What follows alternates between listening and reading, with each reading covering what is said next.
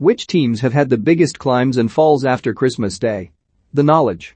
On Christmas Day 1981, Liverpool were in the bottom half of the table, 12th of 22, and ended up winning the league, tweets Derek Brosnan.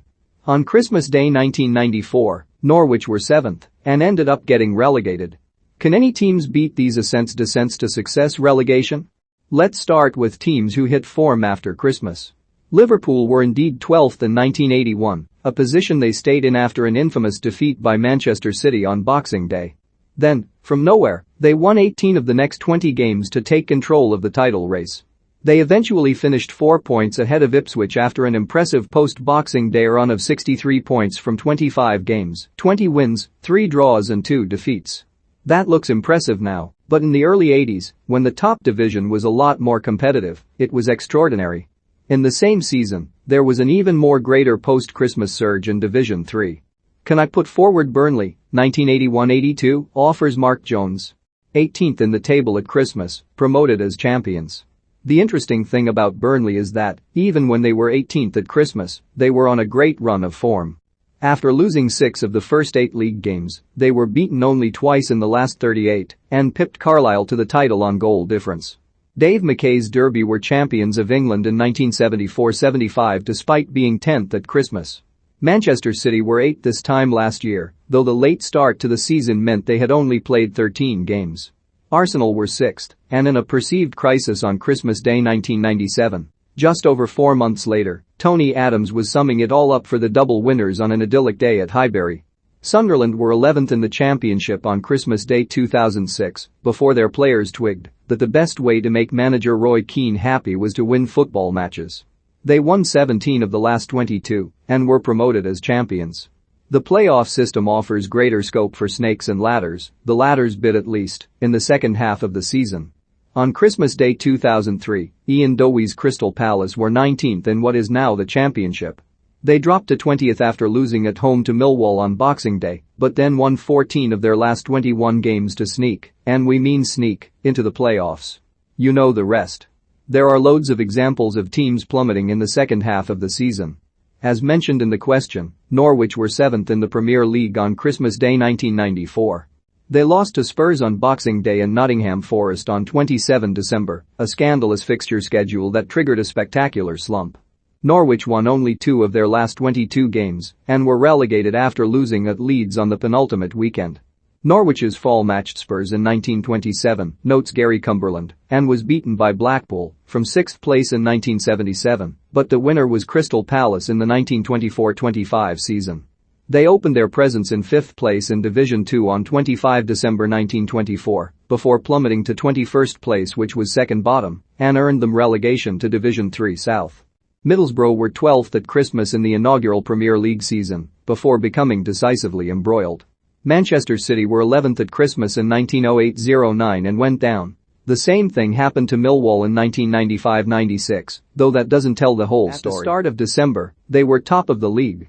On Christmas Day 2019, Hull City were 11th, but only 4 points off 6th place, writes Kirk Buxton.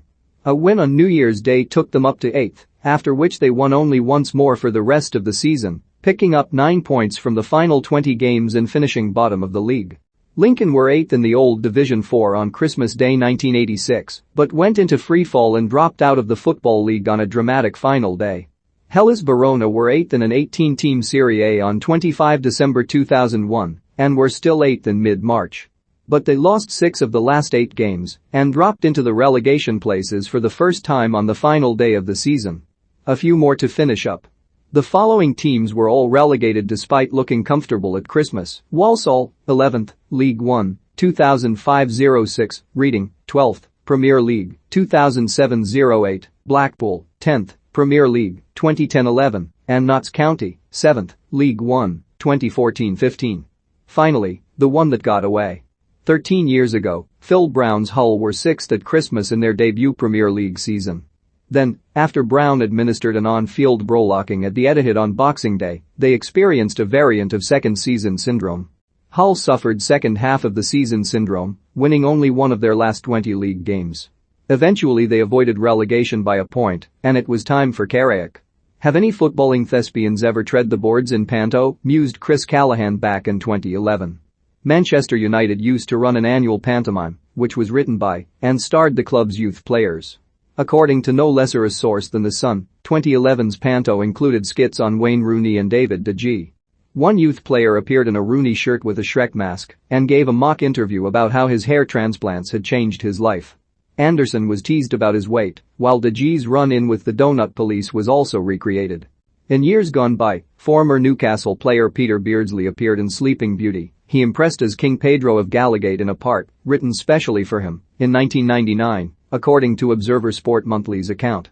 Vinnie Jones shunned pantomimes for bigger things, like Midnight Meat Train, presumably declaring as he set off for Hollywood, "I want to be a big player. I've been offered pantos and turned them down. They didn't do Frank Bruno any favors." Ian Botham appeared on the festive stage. He played professional football for Yeovil and Scunthorpe, lest we forget, making his panto debut at the Alhambra in Bradford on 21 December 1990 alongside George and Zippy from Rainbow. The Daily Express reviewed his performance thus: "The expressionless Botham is the only wooden thing on stage apart from the beanstalk, and even that projects itself better. Cruel. Was there ever a match where all the players were so woeful that no player of the match was awarded?" asks Umar Farrick. "I mean, that's one for @TheKnowledgeGoo. Has any other manager been sacked directly after an abandoned game? https://t.co/vivsters. What is the longest length of time a player has had to leave the pitch, only to eventually return to the game? Wonders Guy Stevenson. Brighton and Hove Albion v Wolverhampton Wanderers must be a contender for the longest fixture possible in the English leagues, in terms of letters used. ANY advance? @TheKnowledgeGoo. Mail us your questions or tweet @TheKnowledgeGoo. We'll be back on 5 January.